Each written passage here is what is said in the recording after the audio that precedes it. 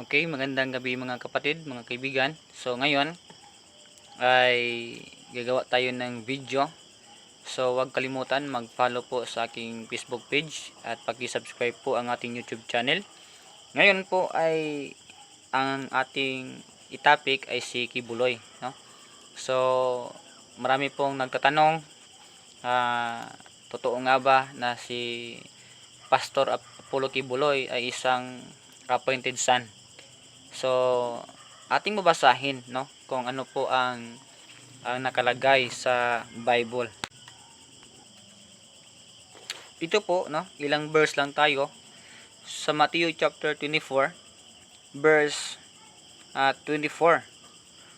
Okay, sabi dito, "For there shall arise false Christs and false prophets, and shall shew great signs and wonders, insomuch that if it were possible, they shall deceive the very elect." No, so dito po malinaw po mga kapatid na sa last days ito po ay mangyayari. Marami pong mag-claim na sila ay si Jesus Christ, no? Sila po ay mag-claim like ni Pastor Apollo Kibuloy.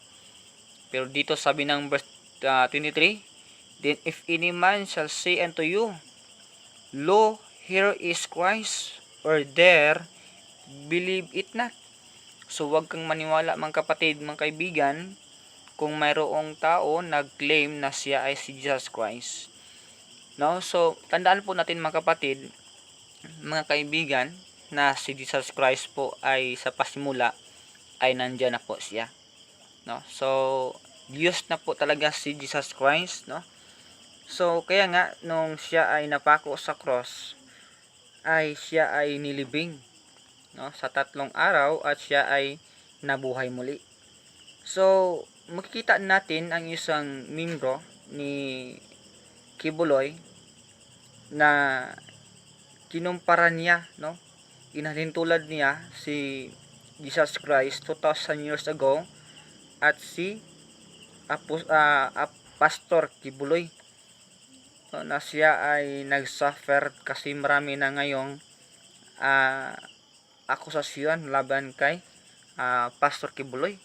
So kinukumpara niya na siya ay si Jesus Christ kasi nagsuffer siya physically like ni Jesus Christ. Kaya nga ang sabi ko kanina, no, maniwala lang ako kay Kibuloy na kung siya ay magpapako sa cross at siya ay ilibing 3 days sa lupa at kung siya ba ay mabubuhay, no? So maniwala lang ako pag ginagawa niya yan.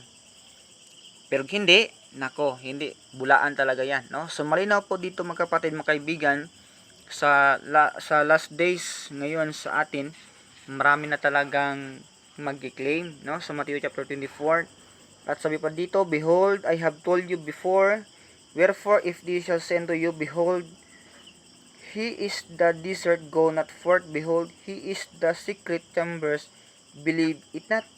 So wag kang maniwala mga kapatid, mga kaibigan, no, sa mga taong nag-claim na siya ay Diyos o appointed son. Never po makita sa Bible na mayroong appointed son, no? So hindi po ako maniwala at wag kayong maniwala, no? So yan po ay blasphemy, so yan po ay malaking kasinungalingan. Kayo po ay niling na ng taong yan, no? So si Kibuloy po ay maraming issue na ngayon. So wag kayong maniwala kasi kung maniwala kayo, sabi ng Bible in 2 Corinthians chapter 4 verse 4, siya po ay Diyos ng sanlibutan, no? So yan po ay ginamit ni Satanas upang linglahin yung mga taong hindi paligtas.